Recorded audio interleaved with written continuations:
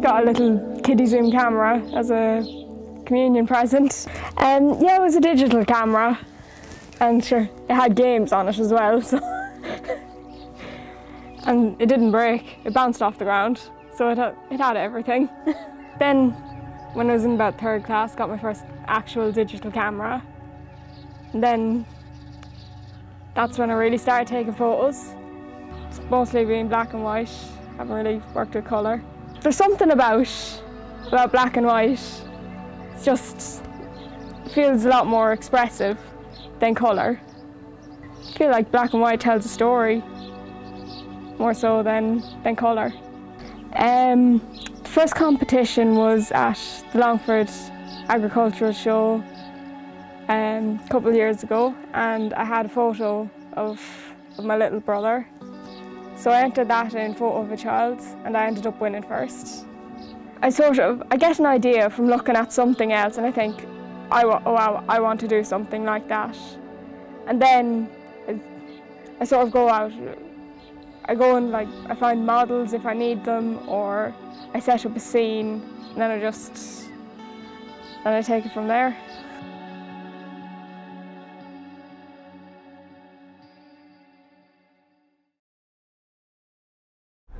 Yeah.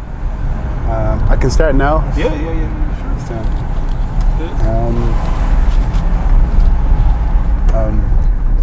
To me, I think creativity is a reaction to the world and all that is going on around me.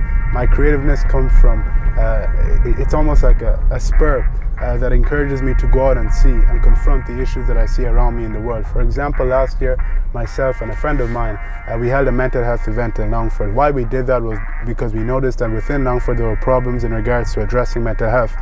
So that creative gesture of ours was a reaction to our surroundings. The impact that I would like to make is hopefully one that encourages other people to go out and make their own positive impact in the world. Because if we all made positive impacts in the world would be filled with nothing but positivity. So that is something that we need to strive towards. However, now I've had to adapt to having a lot of time. And I feel time gives you time to think and time to be creative. So I've tried to use the time during the quarantine to be creative and as creative as I possibly can be. I'm very proud to be from Longford, but also I'm proud to also be from Nigeria, because from Nigeria comes my indigenous identity, and with that identity I shape a lot of the things that I do creatively. And I think it's very important to link what you do to your culture, because from your culture comes who you are.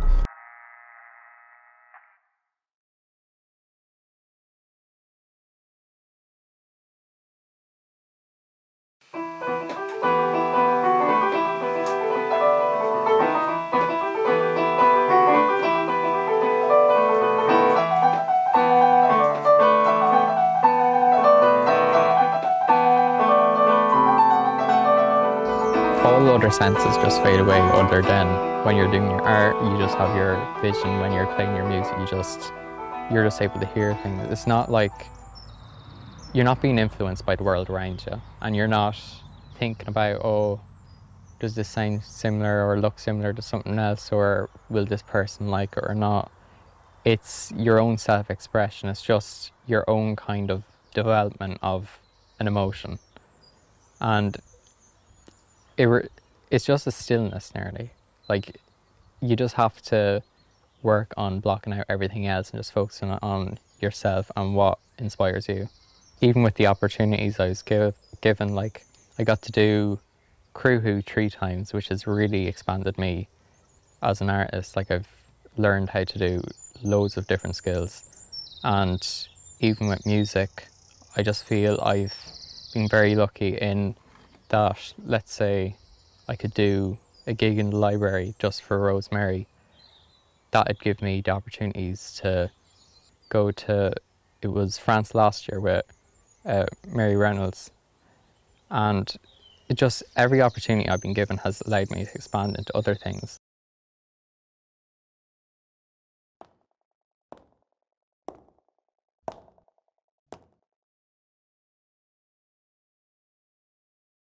Like, from a very young age, dancing and drawing and performing were just what I was drawn to.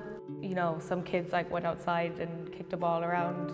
I would be sitting inside drawing or like making up performances for my mom to like watch me dance and stuff.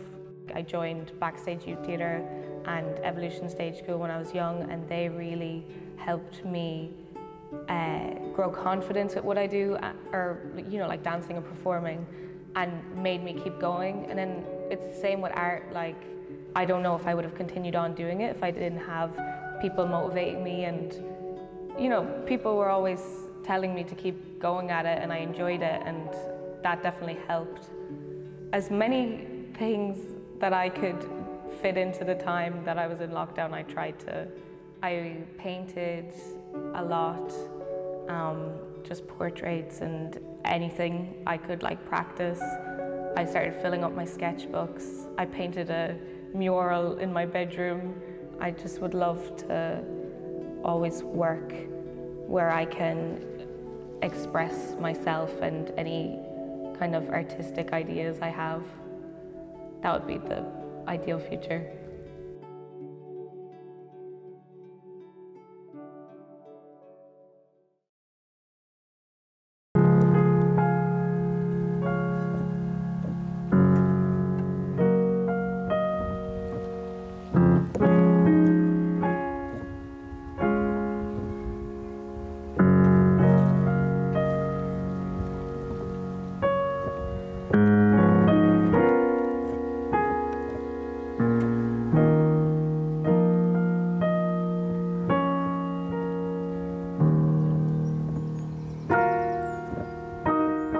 I don't know, it would be, where does creativity come? It's a weird question. It's like, where does, you know, thought come from? It's natural and it's hard to explain. It just comes out, it just happens. Some days there's none of it, but when it happens you follow it and it leads to more ideas and thoughts. It's about exploration, I don't know.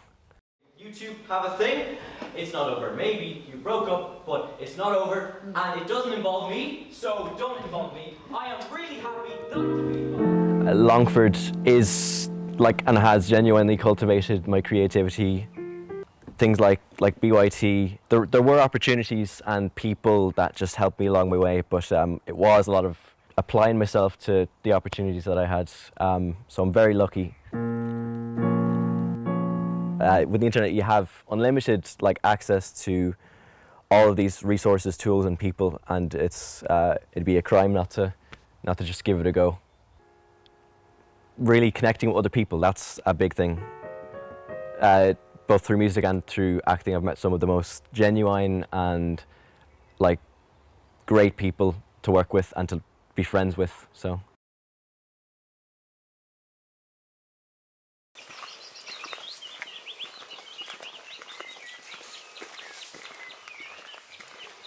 We live in a very dystopian world, and it's just going to get worse with the way humanity's going. So really, hopes and dreams, I just want everyone to better themselves and where we live and become more sustainable and more kind and just nice. We got rid of the television when I was around 3, and people are always shocked when I say I don't have a TV. But to me it's normal, I grew up without one, so that encouraged reading for pleasure, making up stories, writing, long discussions as a family. And I think that really helped and influenced me to want to write. When you look at a page of writing, you don't know who's written it, you don't see a person, you just see the words on the page. And it gives a lot of freedom to form your own opinions and really give a voice to the page in your own way, and each person does that differently. So I wrote a story entitled Smelly Wellies for Fighting Words. And I wanted to give something in a very vague way that really showed humanity's downfall and rising up. And I'd like to at least once get one thing out big, just to share my opinion and my views. And because people, we don't communicate the way we used to. And books is one way that you can get a strong message across to lots of people easily.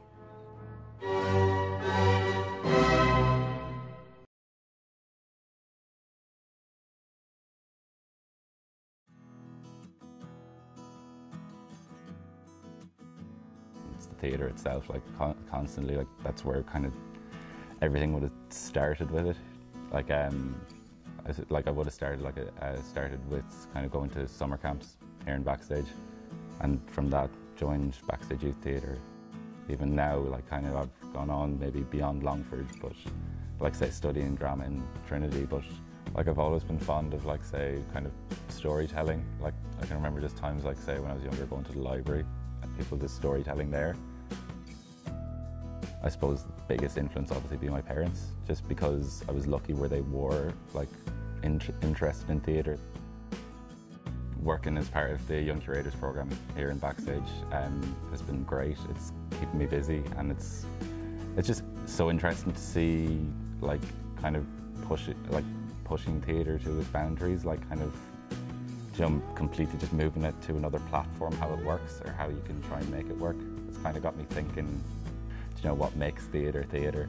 Is it like having a live audience? Is that what it is? Can you like replicate it by putting something on a live stream? Will that be theatre? This kind of pandemic has brought theatre down, but like, okay, well, how can we bring it back up again? Because, you know, theatre has had its kind of times where it's been hard hit, but it always kind of builds itself back up. To be able to literally make theatre for a living, I'd be happy just if it was just, you know, even just small shows for the rest of my life, just kind of still being involved in this kind of world, making stories.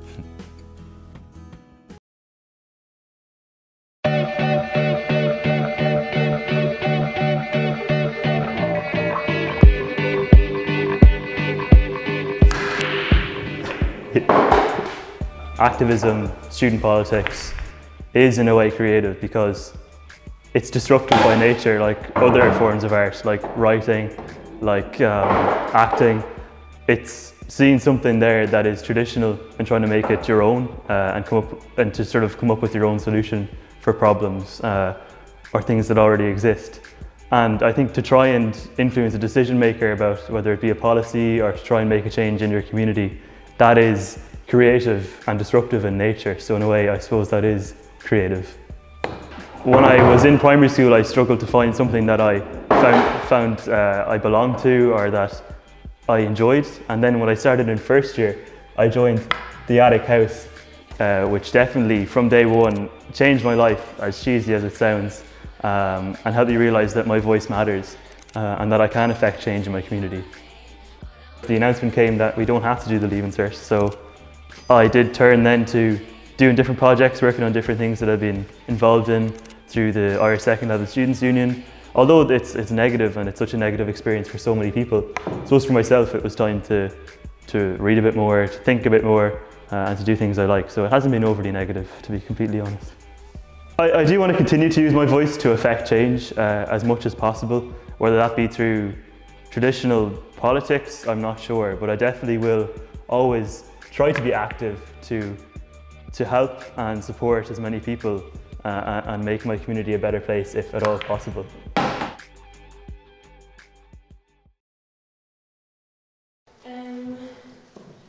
That's it, don't hear that.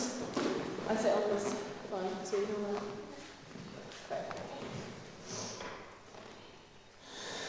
I was walking down 57th Street. Annika is our dance teacher, and we started here in Shawbrook in Legan, County Longford, age 4, doing just ballet, and like it was like at that stage it was like once a week. It was nice to like put on a little leotard, you know, you'd be finished school at 3 o'clock, go in. I think growing up, music was such a massive part of our lives. Just in the house we did like score, fiddle lessons, guitar lessons, tin whistle in school, everything, so we always loved to sing. And then dancing was massive because we just lived so close to Shawbrook. We were thankfully very lucky and got all fabulous training from loads of different teachers, like summer schools, people coming in learning like different styles. Like we would mainly do ballet, and then we'd have jazz at summer school, hip hop, African, contemporary, loads of different stuff.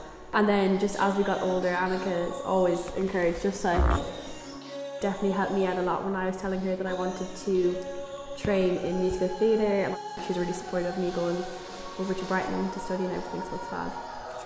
Well, I'm only in TY, so I still have like so much time to decide, but I know whatever I want to do, I definitely want to have some sort of space like this to just kind of dance when I want to. And like sometimes I'll go out and I'll do the dance and I think it went well and I'll come off and think like, oh, what was going through your head when you were doing it? And I literally have no idea. Like I'm completely blacked out. It's like it's not me, it's just the dance. Like it's there, it happens. Yeah. It's just the way it is, and I'm not. Like it's so funny. I just can't explain it. Like it's so yeah. It's just you know when it happens. It's just a feeling, isn't it? I know that sounds